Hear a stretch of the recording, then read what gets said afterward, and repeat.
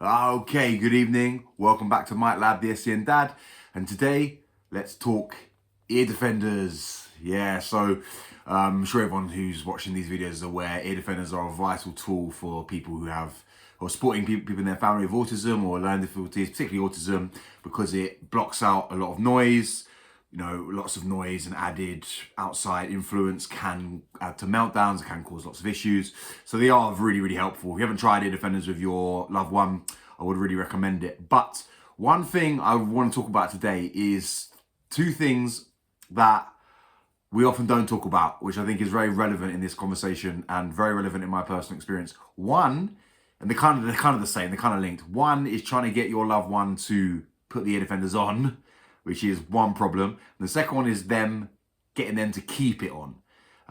So in my experience, that isn't always easy, and often they'll refuse to put it on, they'll kind of push your hands away, or they'll put it on, be a bit like this for a bit, and then move it off.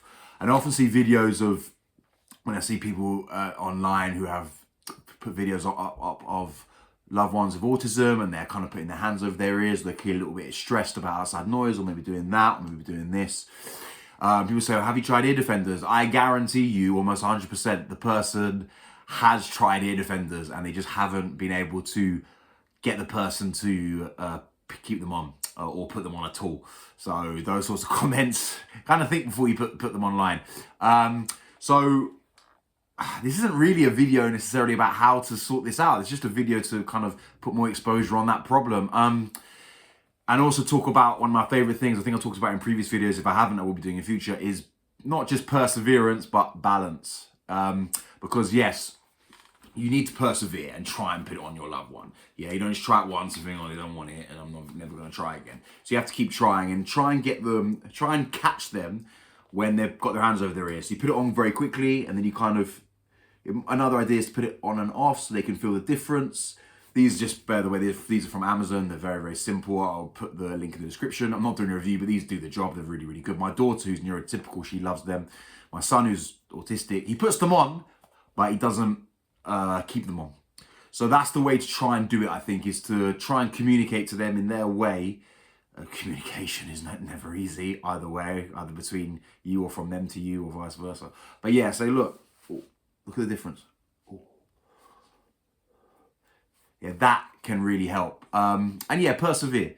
And if they don't want to put it on today, then leave it. You don't have to persevere on the same day. That is just going to lead to friction. That's just going to lead to problems. Leave it till the next day.